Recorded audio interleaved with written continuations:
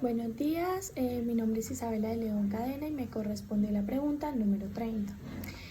¿Cuáles son las consecuencias, tanto en el Código Civil como en el de Comercio, de pactar una cláusula penal excesiva? La cláusula penal es un avalúo anticipado de los perjuicios. Los avalúa antes de que estos ocurran, ya sea en el momento mismo de la celebración del contrato o bien en un pacto posterior a la celebración del contrato, en el que las partes convienen el valor de esa indemnización. No necesariamente tienen que hacerlo dentro de un mismo contrato, pueden hacerlo con posterioridad a este. Lo importante es que todavía no se haya dado ese incumplimiento, que ese pacto se haga antes de que se presente ese incumplimiento por parte del deudor.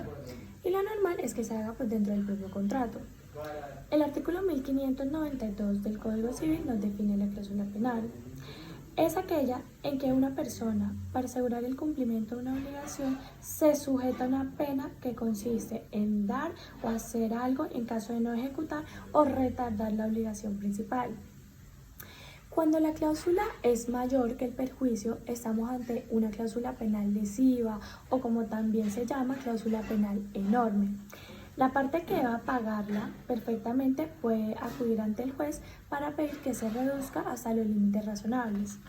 El artículo 1601 del Código Civil nos define la cláusula penal enorme. Nos dice: cuando por el pacto principal una de las partes obligó a pagar una cantidad determinada como equivalente a lo que por la otra debe prestarse y la pena consiste asimismo en el pago de una cantidad determinada, podrá pedirse que se rebaje de la segunda todo lo que exceda al doble de la primera, incluyéndose esta en él.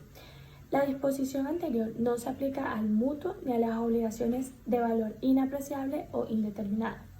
En el primero se podrá rebajar la pena en lo que exceda al máximo del interés que es permitido estipular. En la segunda se deja la prudencia del juez moderarla, cuando atendidas las circunstancias parecieren enormes.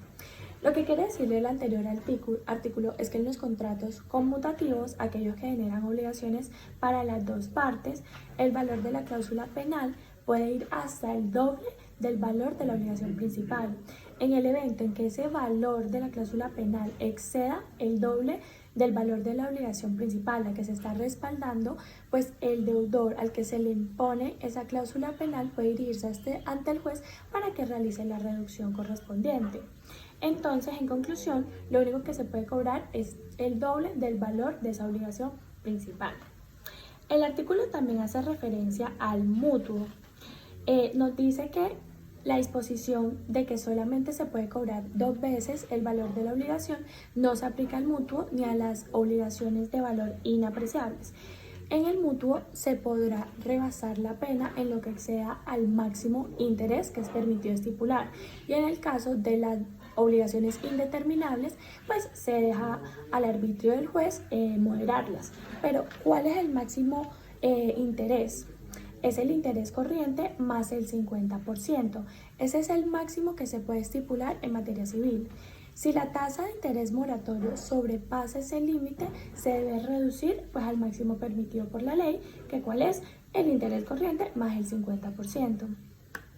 En el artículo 867 del Código de Comercio nos dice que cuando se estipula el pago de una prestación determinada, pues para el caso del incumplimiento o de la mora, las partes no podrán retractarse.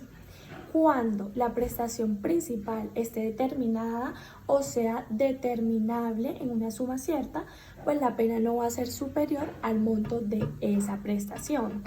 Caso que es diferente a lo que estipula el Código Civil, que nos dice que puede ser hasta el doble de esa obligación principal.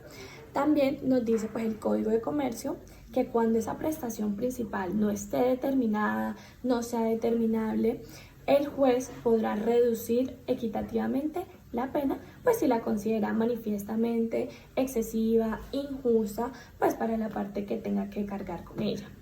Eso fue todo. Muchísimas gracias.